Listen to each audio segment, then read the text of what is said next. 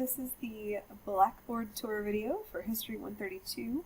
This video will serve as the tour for both sections SO4 and SO3. Please just be aware that if you are in SO4, we are looking at the SO3 shell.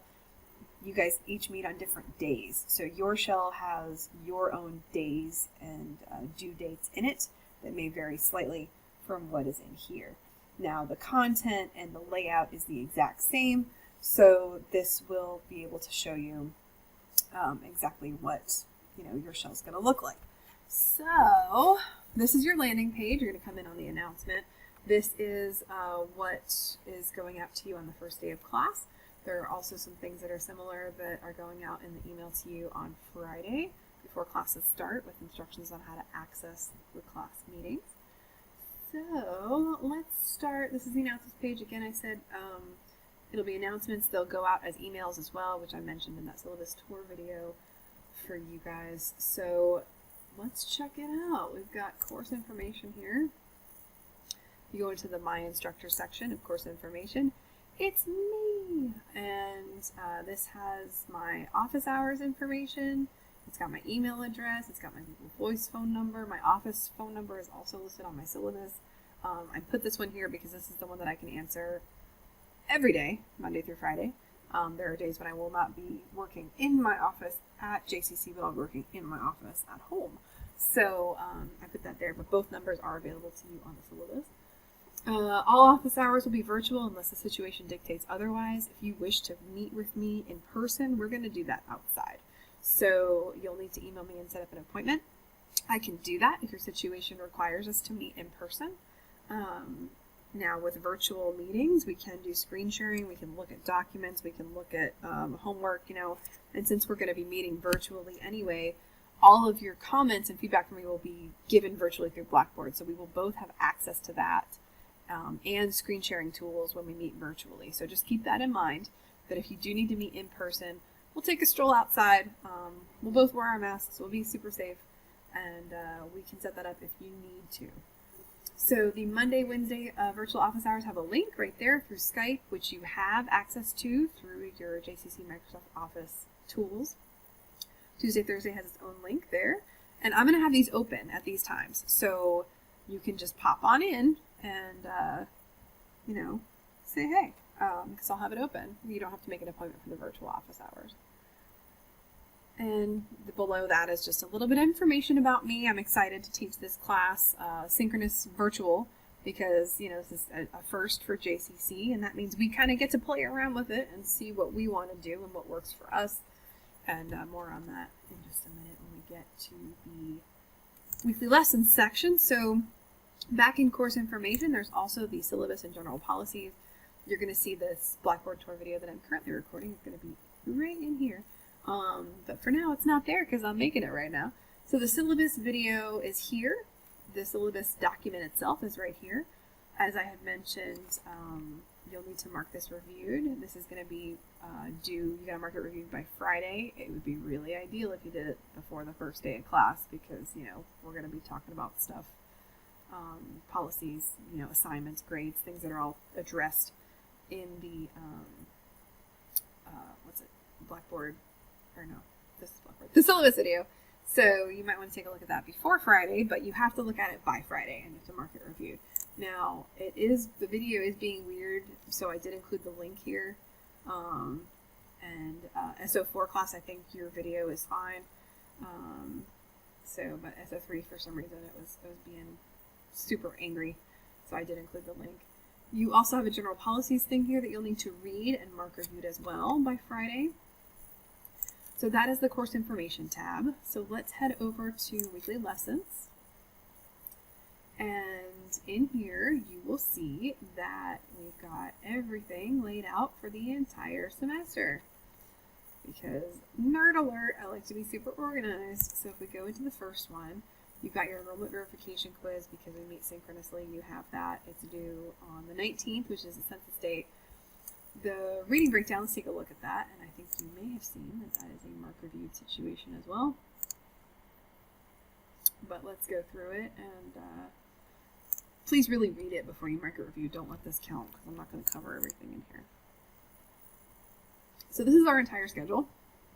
And like I said, SO4, you guys have Monday, Wednesday instead of Tuesday, Thursday. So the dates are slightly different, but you have your own, what's it called?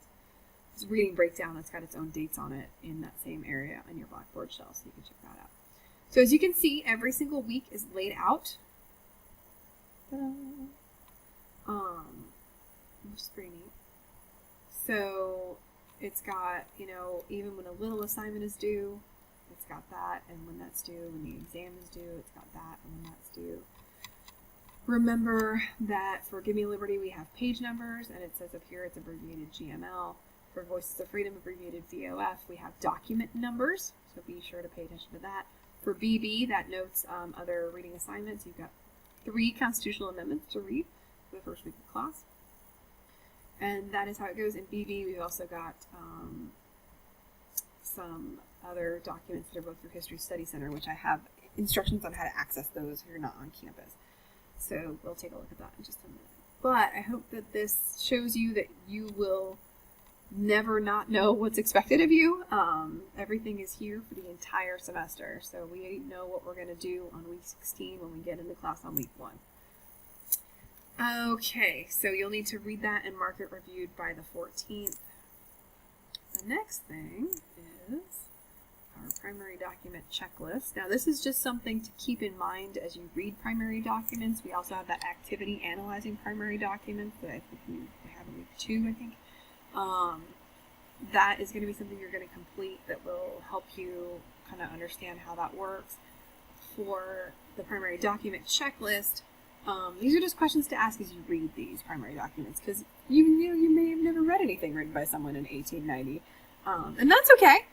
So when you do that, there are going to be some things you're going to want to ask yourself, because we're not going to take everybody's word for it, because, you know, white Southerners commenting on race relations in Georgia is going to be a lot different than what black Southerners say about race relations in Georgia, right? So we can't just read something and be like, oh, yeah, sure, that's what happened. We are going to critically think about it. We're going to look at who wrote it. We're going to think about why this document exists, what's missing from it.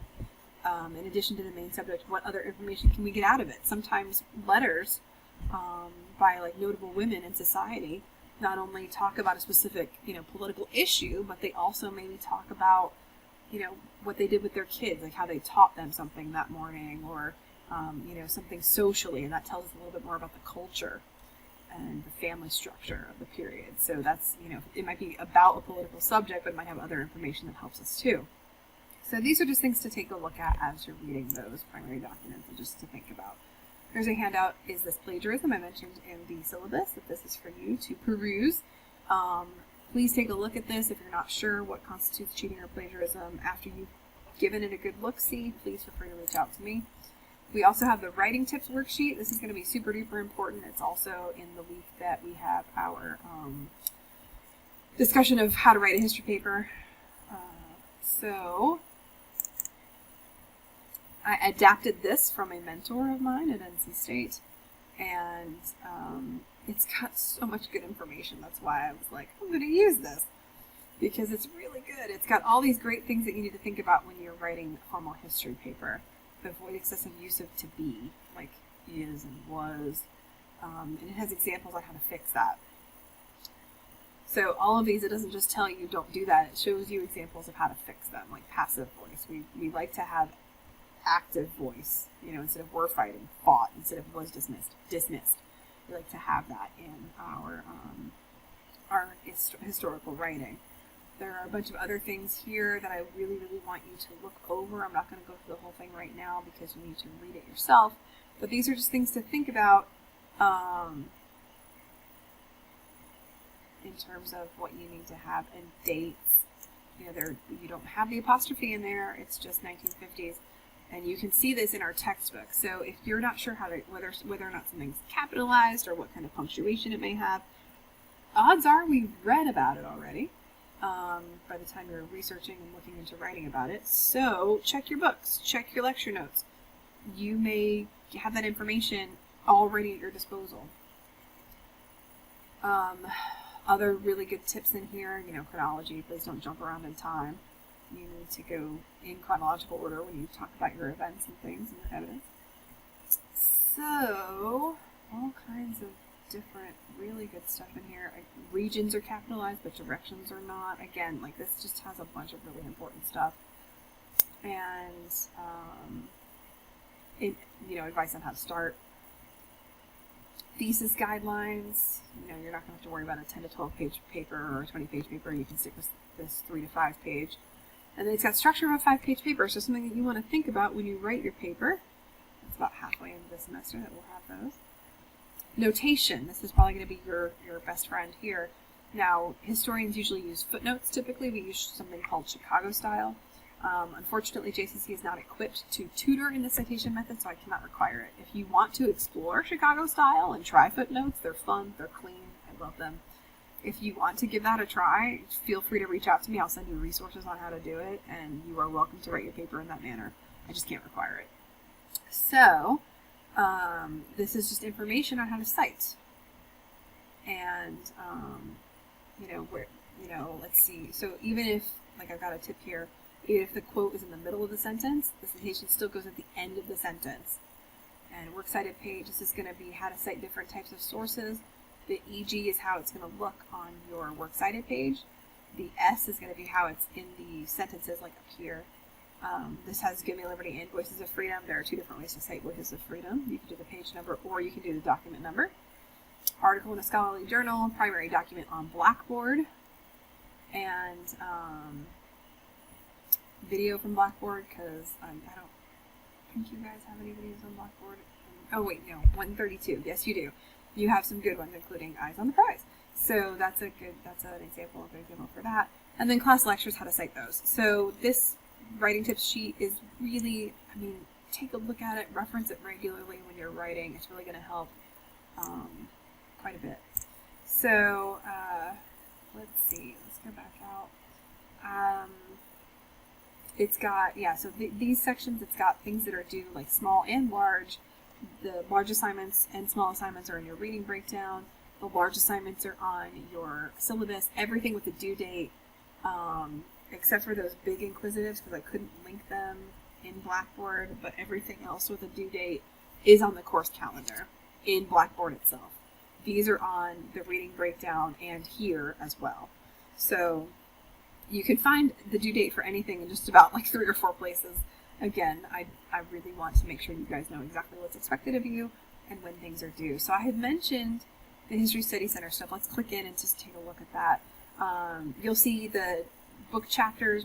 We don't read the full chapters of these for this week. We read pieces of each one. But anytime there's anything from a specific chapter and Give Me Liberty, that link is there, and it'll link right to our ebook once you have set up your account. This will link to the primary sources activity. And then here are the instructions for accessing History Study Center. So it's got some clear text instructions. It starts from the JCC homepage, and then it goes all the way to where you find the document. So please be sure to use that if you're off campus. These are links to the documents: Booker T. Washington, Buffalo Hunt, Dawes Act. These are for the first part of the week. This was for the first part of the week. These 2 are the second part of the week. But if you click on it, you see I'm off campus. I have to log in. So the link doesn't work if you're off campus. And there it is right there. So if you're off campus, follow these instructions step by step. After you have read and attempted to follow these instructions, if you're still having an issue, please contact me. So yeah, it's all here. We are going to do the first, I think, 2 or 3 weeks one way, and then we're going to do the next few weeks a different way, and then I'm going to ask you guys which way you like having class, and then we're going to go with that. So it really is up to you how we're going to have class on during our synchronous meetings. So we're going to try 2 different things in the first 5 or 6 weeks of class. We're going to have 2 different ways we do things, and then I'm going to put it to a vote, and I'm going to let you guys pick how you want it to go. So the content in here may change, things may be added or maybe edited depending on what method you choose, but the first 6 weeks or the first 7 weeks, I think, are all set. So you don't have to worry about any of that in the immediate until after I've asked you what you prefer. Blackboard Collaborate Ultra! What? Oh, because it's student view. Hang on a second. it for you. I sing on everything. And I sing out of tune and everything, so that's my bad. Okay, so Blackboard Collaborate Ultra. When you click on this, it's going to take you to this screen. These are our class meeting times. They unlock and open up 15 minutes before class. They lock about 10 minutes after class ends. Okay. Now, this course room section is open. It will be open and unlocked the entire semester. If you form study groups, if you are working on your project and you want to bounce ideas off of somebody or practice your presentation with someone from class, you can use this course room for that. You do not have to use this space for anything, but it is a way to meet virtually inside the Blackboard shell and inside the class with classmates if you want to use that. So you do not have to use this space, but it is available to you if you want to or can use this space. Okay, so that is Blackboard Space, and the reason why we couldn't see it before is because